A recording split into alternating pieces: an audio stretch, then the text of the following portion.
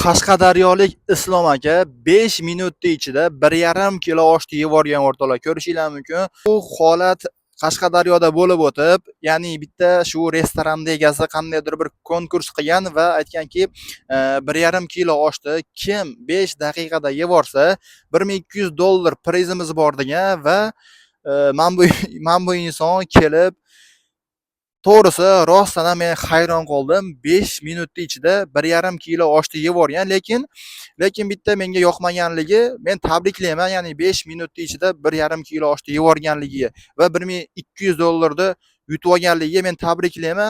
Ko'rishinglar mumkin, bu insonda yeyish tarzi, ya'ni bilmadim, qo'li bilan, ya'ni moldek yeyapti. Qo'pol qilib aytganda, rostdan ham moldek yeyapti. Yeyishini qarang. Va kommentariyada ko'rishinglar mumkin, bu insonga nisbatan negativlar pozitivga qaraganda ko'proq. Chunki bu insonni yeyishini ko'rib turib, odamlar to'lqa so'kkan. Molmisan, bu nimaga bunday qilib yeysan? Normalniy odamga o'xshab yesang bo'lmaydimi? O'rtoqlar, bu vaziyatga, bu mavzuga sizlarning fikringiz qanday? Nima deb o'ylaysizlar? Bunday qilib yeyishlik o'zi aslida to'g'rimi yoki $1200 uchun shunday qilib yeyishlik arziydimi? O'zingizlarning fikringizni kommentariyada yozib o'tib ketinglar.